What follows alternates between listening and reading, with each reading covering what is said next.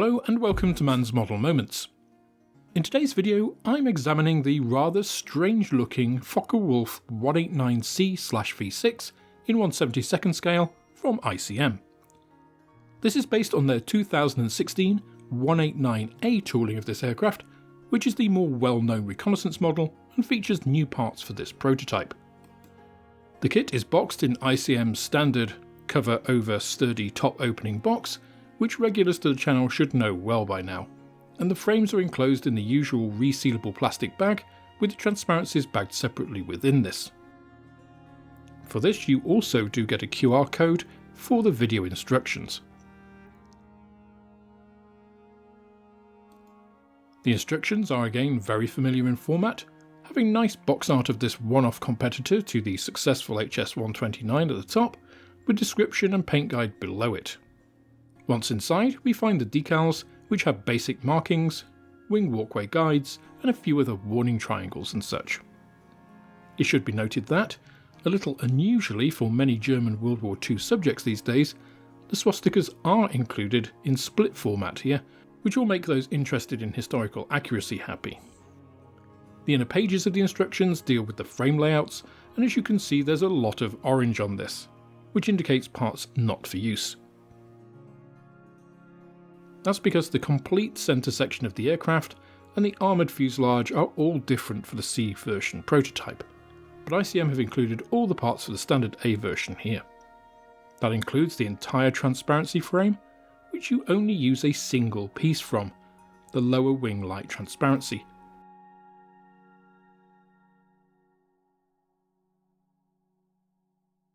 As windows were rather limited on the C, quite unlike the greenhouse of the A.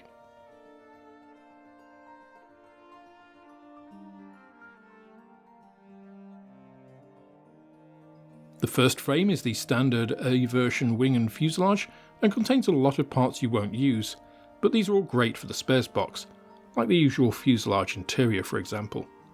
The second frame is also from the 2016 tooling and contains the booms and all the gribbly bits like bombs and undercarriage. Moulding of everything here is excellent, with delicate detail and fine parts throughout. We then move on to the specific frames for the C version.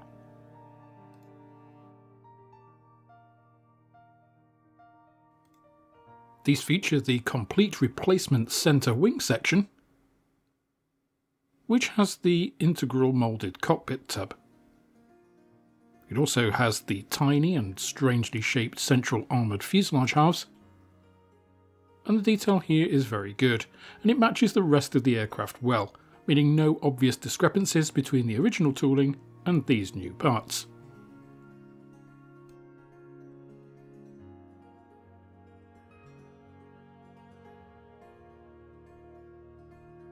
First though, we have the standard transparency sprue frame, which is 99% unused. And then here is the diminutive one that you'll actually use. In close-up you can see this is mostly hazed and translucent for the fuselage portion, meaning you don't have to deal with trying to put tiny windows in another piece, which is great. As ICM provide masking templates for these two, this should be a trivial matter to produce nice crisp windows for our pilot. Unfortunately, he doesn't get many, and visibility from or into the cockpit on this aircraft, whether real or scale, is minimal, despite the plastic being crystal clear. Looking at the plastic in macro view, you can see the crispness of moulding in both raised and recessed detail, which are finely and delicately reproduced throughout. The plastic is smooth and has no sink marks or intrusive pin ejector marks across any of the visible surfaces.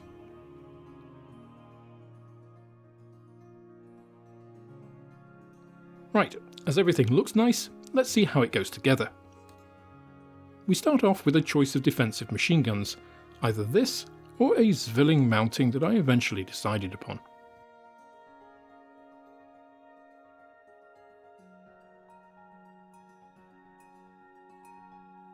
Then we can start on the cockpit, and here you can see I've already given the interior a coat of dark grey before putting in the seat bases. You can add seat belts if you want, but you will see absolutely nothing of the interior of the cockpit when closed.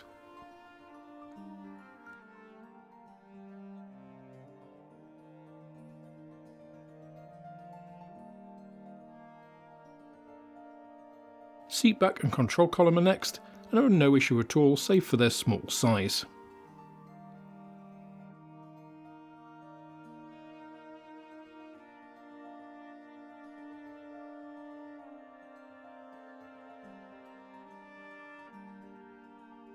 Moving on, we then join up the central wing section, which as you can see is almost a push-fit join, being very precisely engineered.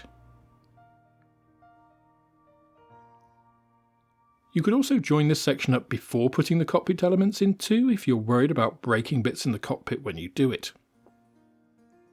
Extra thin all round secures all of this in place, and we're then ready to move on.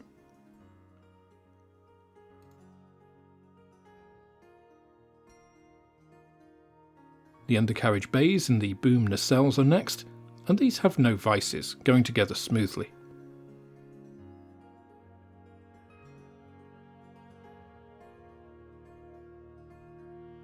A bit more fiddly, however, are the engine fronts and prop assemblies, which a pair of tweezers or mini pliers are handy to help with the very snug fitting backings here. The prop housing itself and the front spinner attachment are simple though.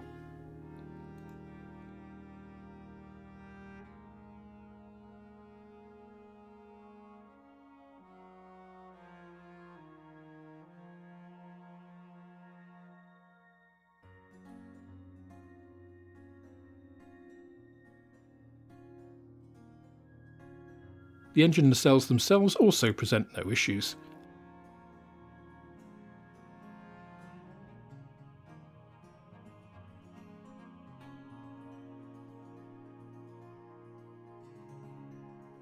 And the former prop assembly pops nicely onto this, though I made a schoolboy error here and forgot to put the lower radiator backing piece in, meaning I needed to pry it apart and attach it retrospectively, thankfully before the glue dried, and only on one side.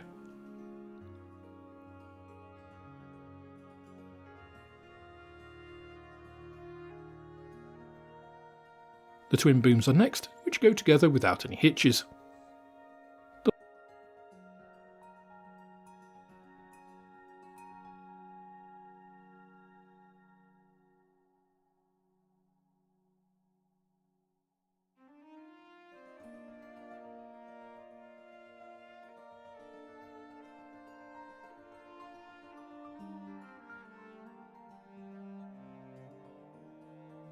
The large rear flaperon also goes together perfectly.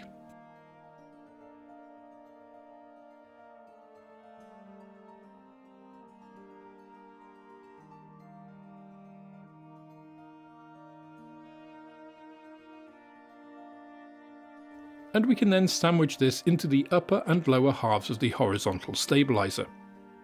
I thought this might be a bit tricky initially, but it turned out to be completely straightforward.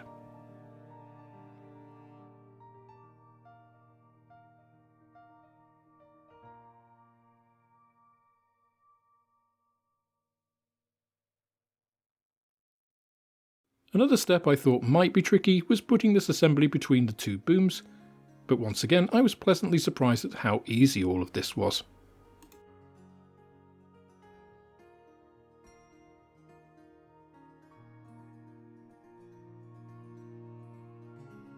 Wings are next, and as you can see here I've already pre-drilled the holes for the bomb racks in advance. Then it's a matter of sandwiching the flaps between the two halves.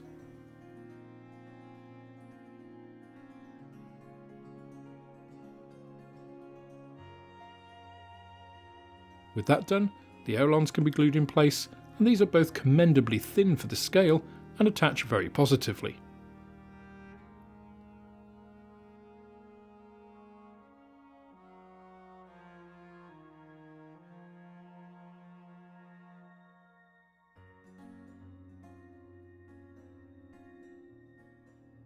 The tiny armoured cockpit tub, which you can see I've also pre-painted inside, can then be joined up.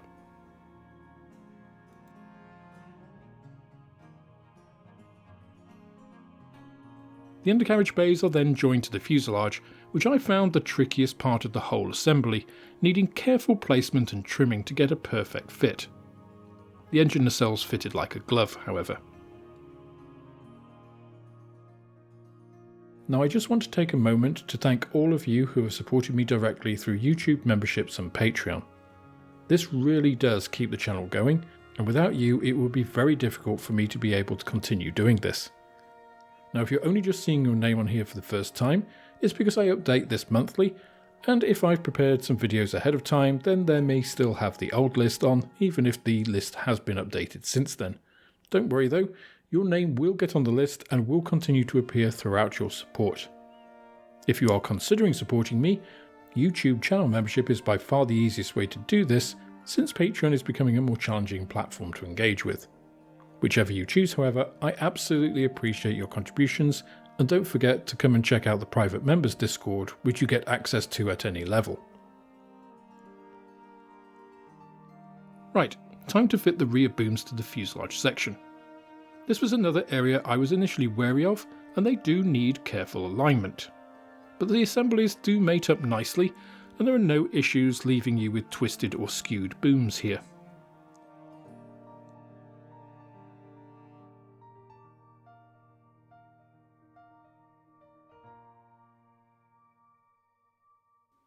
Wings are next, and these fit like a dream, the attachment points providing good support.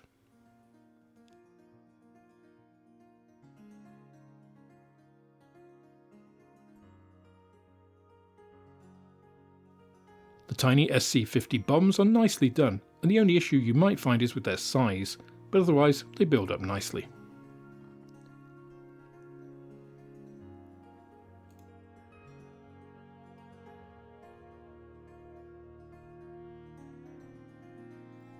Tweezers are mandatory for the attachment to the bomb racks, however, and if I were building this again, I'd put the main pieces on the wings before joining the wings up, and then just attach the sway braces at this point. The latter are very nice for this scale, but that does make them fiddly.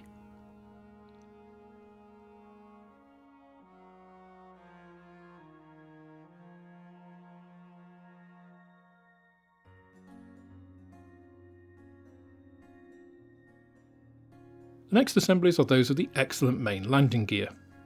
These again are a little bit tricky, so I'll take you through how I put them together. The first thing I did was make the wheels, and you may also want to paint them at this stage too.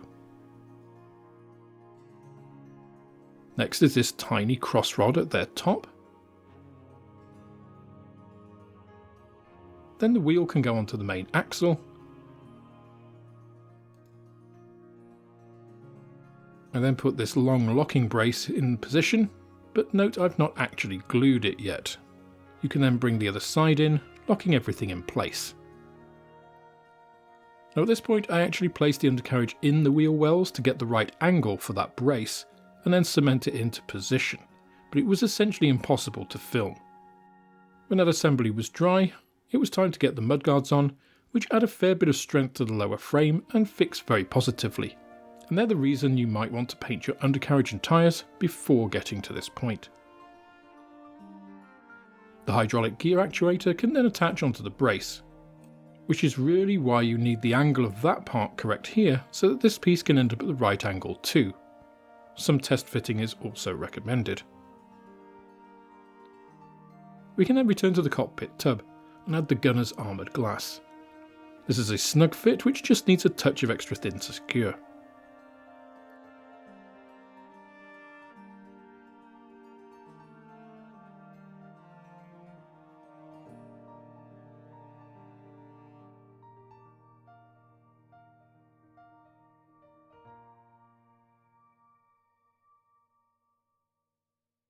The main canopy is then a breeze to cement on due to that single piece with extensive framing.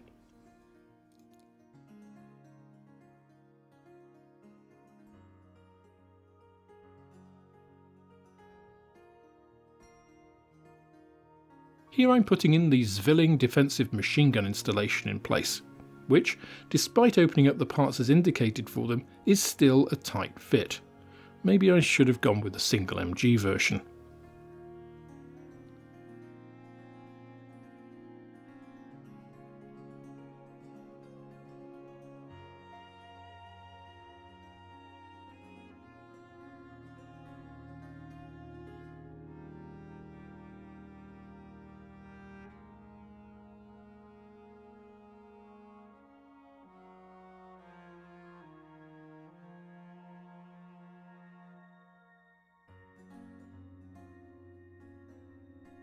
The entire upper fuselage can then be cemented to the rest of the model. Now you may have noticed I didn't put the instrument panel in here because it's invisible and I'm going to put it to better use elsewhere.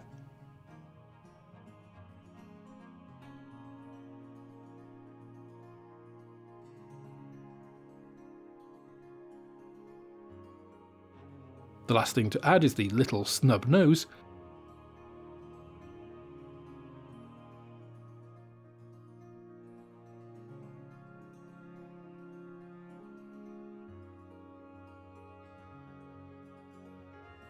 As well as the tiny cannon barrels. And we're on to painting.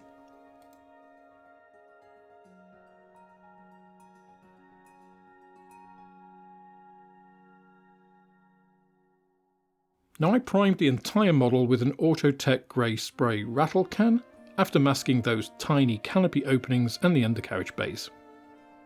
I did this because I wanted a strong bond of the primer to the plastic, and that's because I wanted to use ICM paints here. For the underside, I'm using a mix of grey-blue and blue-grey for the RLM65, and then dark green and extra dark green for the splinter camo on top. I should note that these are not the colours ICM recommends, and I'll comment more on that in an upcoming video. Now I sprayed all of these colours through a 0.3mm airbrush using a 1:1 dilution of paint to Ultimate Airbrush Thinner, and here you can see I'm adding some visual interest by increasing the amount of blue-grey to the mix to post-shade towards the centres of the panels. After masking the underside with Tamiya tape and AK elastic putty, I gave the upper surface a complete coat of the dark green.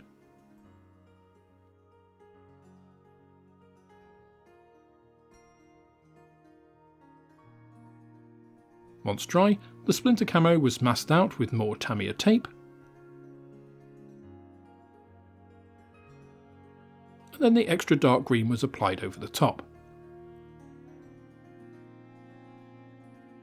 All sprayed up, and with the masking tape removed, I think the effect is pretty decent. As you can see, the coverage of the paints is really good and the finish is ultra matte. Now with that matte finish, I gave the entire aircraft a coat of pledge, also known as future floor polish, prior to the decaling step. The decals themselves are very opaque and thin, and they look great once on. Everything was sealed in with ICM satin varnish, the undercarriage were then added, and we were done. So let's have a look at the finished aircraft. This was a really enjoyable little build.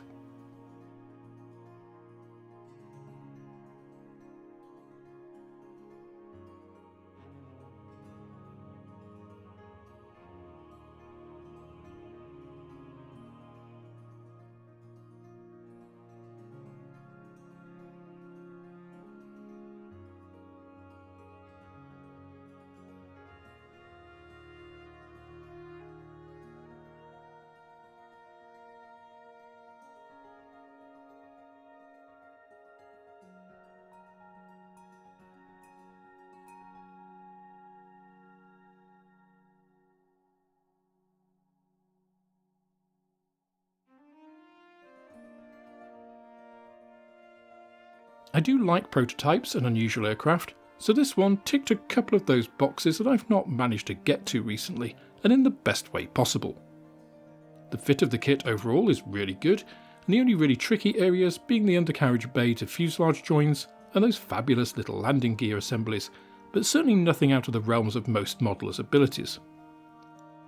In fact, I was originally going to just do an unboxing and basic unpainted build for this, as by other recent reviews, but I enjoyed this project so much that I wanted to take it through right to the end straight away, which should be testament enough for the kit.